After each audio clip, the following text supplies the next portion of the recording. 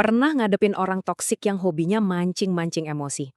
Di paparan kali ini, kita bakal langsung ngebedah sebuah konsep psikologis yang intens dan dramatis banget, tapi sumpah ini esensial buat mental kita sehari-hari.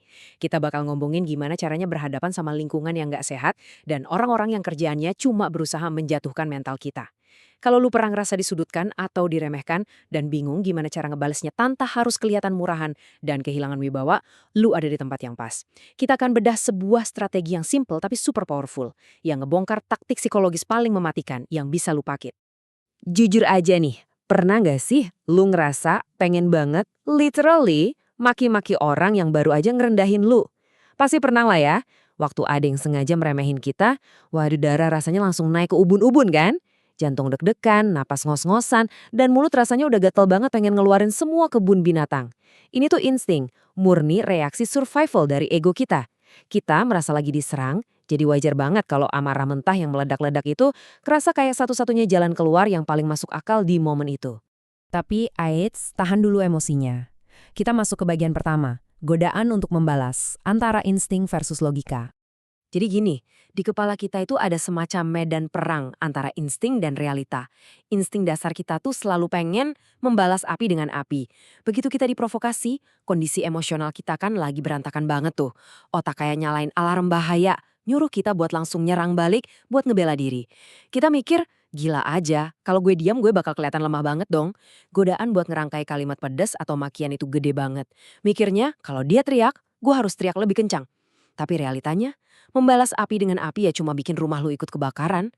Lu malah masuk ke jebakan permainan mereka, dan di titik itulah lu justru kehilangan kendali atas diri lu sendiri. Nah, sekarang coba tarik nafas dalam-dalam.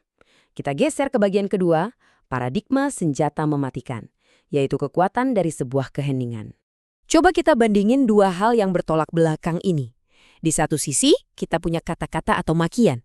Ya, ini adalah reaksi yang berisik, penuh emosi, gampang banget ditebak, dan sejujurnya ini malah nunjukin kelemahan lo. Karena si musuh berhasil menekan tombol emosi lo. Mereka tahu banget cara mancing lo. Tapi di sisi lain, kita punya keheningan. Ini bukan diam karena lo cupu atau takut ya. Ini justru senjata paling mematikan. Waktu lo merespon hinaan dengan diam yang elegan, lo benar-benar mutusin rantai permainan mereka. Lu nggak ngasih reaksi yang mereka tunggu-tunggu, dan ini adalah sebuah manuver taktis buat ngambil alih kendali situasi secara total. Kayak kutipan ini, padahal senjata paling mematikan bukan kata-kata, tapi keheningan yang nggak bisa mereka baca sama sekali. Poin krusialnya tuh di sini, waktu lu meledak dan marah, musuh lu tahu kalau serangan mereka berhasil. Mereka bisa ngebaca emosi lu, tapi pas lu ngasih keheningan yang absolut, mereka langsung kehilangan kompas. Mereka udah pasang kuda-kuda buat adu mulut, lu malah ngasih ruang kosong yang hampa. Gak ada respons. Ketidakmampuan mereka buat nebak apa isi kepala lu inilah yang bikin diamnya lu itu kerasa mencekam dan super dingin. Lanjut ke bagian ketiga. Mengapa keheningan menakutkan? Kita coba gali akar psikologisnya sedikit biar lebih jelas. Inilah yang kita sebut sebagai unreadable silence atau keheningan yang tak terbaca. Ingat ya, ini bukan sekedar diam sambil bibir manyun atau nahan air mata. Ini adalah ketiadaan reaksi yang absolut. Gini logikanya, manusia itu kan makhluk yang butuh banget umpan balik sosial. Orang yang toksik, mereka itu ibaratnya makan dari reaksi lu. Reaksi lu itu validasi buat rasa dominasi mereka.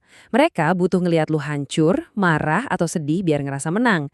Nah, dengan mempertahankan tatapan mata yang tenang, wajah rileks, dan mulut tertutup rapat, lu motong suplai energi itu. Efeknya, fatal banget buat ego mereka. Mereka bakal mulai overthinking, nebak-nebak lu lagi nyiapin rencana balas dendam apa, atau mereka akhirnya nyadar kalau mereka tuh nggak ada harganya sama sekali di mata lu, sampai lu bahkan males buat ngerespons. Biar kebayang visual naratifnya, mari kita lihat gimana proses ini jalan step by step di dunia nyata. Langkah pertama, lu direndahkan. Ini triggernya, momen paling kritis. Langkah kedua, menahan kata-kata. Ini butuh latihan keras, asli. Waktu insting lu teriak pengen ngamuk, lu secara sadar milih buat nelen mentah-mentah dorongan itu. Langkah ketiga, lu ciptain keheningan yang gak terbaca tadi.